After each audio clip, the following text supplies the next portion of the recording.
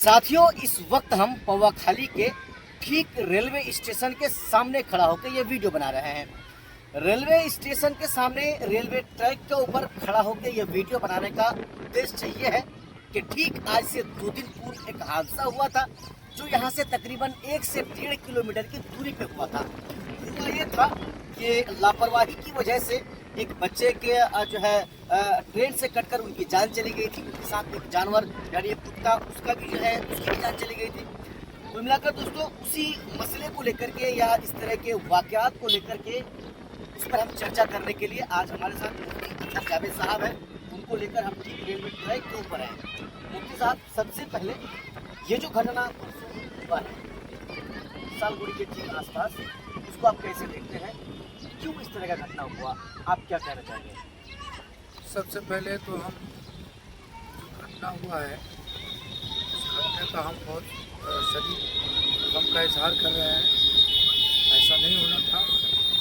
इत्तेफाक की बात है कि वो घटना मेरे उस क्षेत्र में, यानी मैं पौवाखाली से अपनी गाड़ी से निकला और ये घटना हुआ। जस्ट 2 मिनट के बाद मैं घटनास्थल पहुंचा और लोगों की बड़ी भीड़ थी, नौजवानों की, माँ बहनों की बिल्कुल बड़ी भीड़ थी। मैं बहुत मुश्किल से उसकी लाश को देखा। तो मैं ये अर्ज़ करना चाहता हूँ कि इस तरह का घटना ये पहला, जब से ये रेलवे ट्रैक बना है, पहली बार ऐसा घटना हुआ। और उस घटना की शुरुआत जो है सालगुड़ी से हुई। एक नौजवान बच्चे 18-20 साल की उसकी जान चली गई। ये बहुत ही अफसोसजनक बात है। लेकिन जहाँ ये घटना हुआ तो मैं तमाम नौजवानों को और तमाम लोगों को मैं यही गुजारिश करूँगा कि आप सावधानी के साथ रेलवे ट्रैक पर, अव्वल तो आने में ज़रूरत है ही नहीं इसकी। आप अगर देखना भी है तो रेलवे स्टेशन देखिए। ये अलग बात है पूरे हिंदुस्तान में रेलवे का ट्रैक बिछा हुआ है, ट्रेन चल रही है, लेकिन हमारे इलाके में नया रेलवे ट्रैक बना है और यहाँ रेलवे स्टेशन भी है। तो आप रेलवे स्टेशन देखिए। लेकिन इस तरह से, या फिर कभी आप इत्तेफाक से क्रॉस कर रहे हैं या आपको देखना ही है तो आपको होशियारी के साथ देखना है। आपको पीछे भी देखना है, आगे भी देखना है, कोई गाड़ी तो नहीं आ रही है, कोई इंजन तो नहीं आ रहा है। तो ये सब चीज़ें देखने की ज़रूरत थी। उन्होंने इन तमाम चीज़ों को शायद अनदेखी किया होगा, जिसकी वजह से घटना। फ्री फायर का ज़माना है। ज़माना तो फ्री फायर का नहीं है, लेकिन ज़माने के युवा खास करके फ्री फायर में बिल्कुल पागल हो चुका है। इस तरह से पागल हुआ है और कान में इस तरह से जो एयरफोन होता है उसको डालकर रखता है कि भाई उसके अलावा दुनिया में चल क्या रहा है, साइड में कौन आ रहा है, कौन गुजर रहा है, किस चीज़ की सीटी आ रही है, किसी चीज़ से कोई मतलब नहीं है। ये जो घटना घटा है उसको लेकर के आप जो गार्जियन हैं आसपास के इलाके के लोगों के, आमतौर पर जो जवान यहाँ पर आता है और रेलवे ट्रैक पर आकर समय बिताता है, चाहे वो सुबह का टाइम हो या शाम का टाइम, ऐसे गार्जियनों को भी आप कुछ कहना चाहेंगे? बिल्कुल, गार्जियन को ये जिम्मेदारी है कि आपका बच्चा अगर स्कूल जाता है सुबह 7 बजे, तो बच्चा को स्कूल आने का वक्त क्या है, आप उसके वक्त को देखें। आमतौर पर क्या होता है, बच्चा स्कूल आता है, स्कूल आने के बाद वो स्कूल का टाइम जब उसका ख़त्म होता है तो रेलवे ट्रैक आ जाता है या इधर टिकटॉक बनाने में लगता है। अब घर बच्चों के पास 15 साल, 12 साल, 14 साल, 20 साल के बच्चों के पास बड़ा बड़ा मोबाइल है।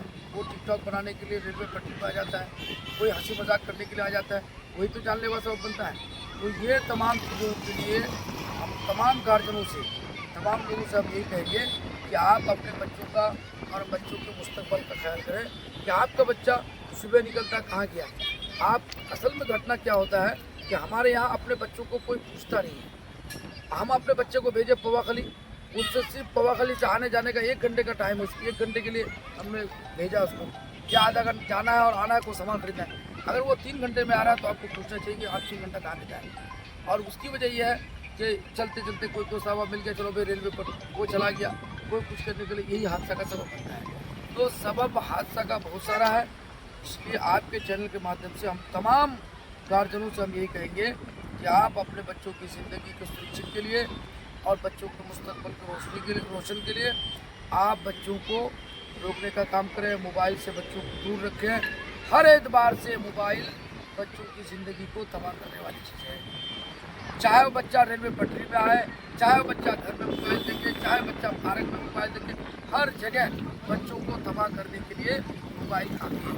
आज कल मैंने जो परसों जो वो हादसा देखा, वो मेरे नज़र के सामने बच्चे का भी 3 टुकड़ा हुआ और मुझे मालूम हुआ ये कुत्ते का उसका भी 3 टुकड़ा होकर पड़ा हुआ था। मैंने पूछा ये क्या है, कोई लोगों ने बताया कि ये कुत्ता भी उन्हीं के साथ रहता था। सारी सी बात है, बच्चा जब वो टिकटॉक बना रहा है, मोबाइल देख रहा है, कुत्ता भी उसके बाहों में खड़ा रहा होगा, इधर से उधर रहा होगा, और जब उसने ख्याल नहीं किया तो उसकी दोस्ती इतनी हो गई कि वो अपनी जान, उसकी जान चली गई तो उसके साथ अपनी जान भी लेते हैं। चलिए, बहुत सारी बातें थी। मैं भी ये कहना चाहूँगा कि ये जो घटना घटा है ना, मैं भी यही चाहूँगा कि फिर आइंदा इस तरह का घटना हम लोगों को देखने ना मिले। आप बिल्कुल बिला वजह ट्रैक पर ना आए, गश्ती करने के लिए ना आए, मज़े लेने के लिए ना आए, टिकटॉक बनाने के लिए ना आए, रील्स बनाने के लिए ना आए। अगर आपकी बायदेदार उसकी ज़रूरत पड़ती है तो आए और बिल्कुल चले जाए।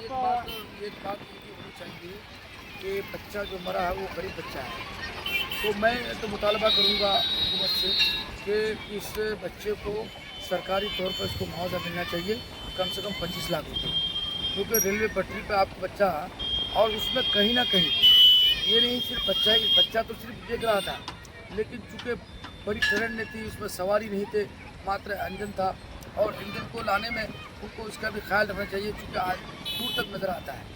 अगर बच्चा नहीं कर रहा था तो गाड़ी को उसको रोकना था, कुछ भी करना था, लेकिन कहीं ना कहीं ड्राइवर की भी लापरवाही रही होगी, जिसकी वजह से बच्चे की जान चली गई। तो मैं ये कहूँगा सरकार से, चाहे बिहार सरकार हो, केंद्र सरकार हो, कि इसको 25 लाख का मुआवजा मिलना चाहिए, ताकि इनके माँ बाप को अपने बच्चे के जाने का गम हल्का हो जाए।